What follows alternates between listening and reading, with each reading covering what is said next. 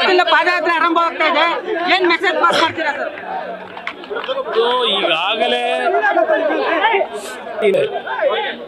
ಸಾಕಷ್ಟು ಚರ್ಚೆಗಳಾಗಿದೆ. ಈ ಸರ್ಕಾರ ಕರ್ನಾಟಕ ರಾಜ್ಯದಲ್ಲಿ ಆಡಳಿತಕ್ಕೆ ಬಂದ ನಂತರ ಹಲವಾರು ರೀತಿಯ ಅಕ್ರಮಗಳು, ಕಾನೂನು ಬಾಹಿರ ಚಟುವಟಿಕೆಗಳೇನಾಗಿದೆ, ಅತ್ಯಂತ ಜನವಿರೋಧಿಯ ಸರ್ಕಾರ. ಪ್ರಾಮಾಣಿಕವಾದ ಕೆಲಸವನ್ನು ನಾವು ಕಾಣಲಿಕ್ಕೆ ಸಾಧ್ಯ ಇಲ್ಲ. ಇವತ್ತು ಮೂಡಾ ಪ್ರಕರಣ ಒಂದೇ ಅಲ್ಲ, ಇವತ್ತು ವಾಲ್ಮೀಕಿ ನಿಗಮದ ಆಗಿರ್ತಕ್ಕಂಥ ಅಕ್ರಮಗಳಿರ್ಬೋದು, ಇದೇ ಈ ಒಂದು ನೈಸ್ ರಸ್ತೆಯಲ್ಲಿ ನಡೆದಿರ್ತಕ್ಕಂಥ ಹಗರಣದ ಬಗ್ಗೆನೂ ಸದನದ ಸಮಿತಿ ವರದಿ ಕೊಟ್ಟರು, ಅದು ಕೋರ್ಟ್ ಇಟ್ಟಿದ್ದಾರೆ.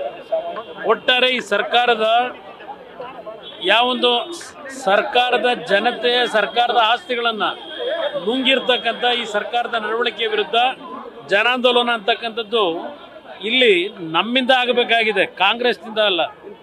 ಕಾಂಗ್ರೆಸ್ಸು ಕೊಟ್ಟಂಥ ಜನತೆಯ ಒಂದು ಅಧಿಕಾರವನ್ನು ದುರುಪಯೋಗ ಪಡಿಸಿ ಇವತ್ತು ನಾಡನ್ನು ಇವತ್ತು ಸಂಕಷ್ಟಕ್ಕೆ ದೂಡಿರ್ತಕ್ಕಂಥದ್ದು ಅಷ್ಟೇ ಅಲ್ಲ, ಪರಿಶಿಷ್ಟ ಜಾತಿ ಪರಿಶಿಷ್ಟ ಪಂಗಡದ ಒಂದು ಕುಟುಂಬಗಳ ನೆರವಿಗೆ ಬರ್ತಕ್ಕಂಥ ಹಣವನ್ನು ಇವತ್ತು ದುರುಪಯೋಗ ಪಡಿಸ್ಕೊಂಡು ಇವತ್ತು ತಪ್ಪು ಮಾಡಿದ್ದೇವೆ ಅಂತಕ್ಕಂಥದ್ದು ಒಪ್ಕೊಂಡು ಸಹ ಯಾವುದೇ ರೀತಿಯ ಕ್ರಮಗಳಿಲ್ಲದೆ ಇರತಕ್ಕಂಥದ್ದು ಮೂಡಾದಲ್ಲಿ ಆಗಿರ್ತಕ್ಕಂಥ ಹಗರಣ ಇರ್ಬೋದು, ಇನ್ನು ಹಲವಾರು ವಿಷಯಗಳನ್ನು ಒಳಗೊಂಡಂತೆ ಈ ಪಾದಯಾತ್ರೆಯ ಒಂದು ಪ್ರಮುಖವಾದ ಅಂಶಗಳಿದ್ದಾವೆ.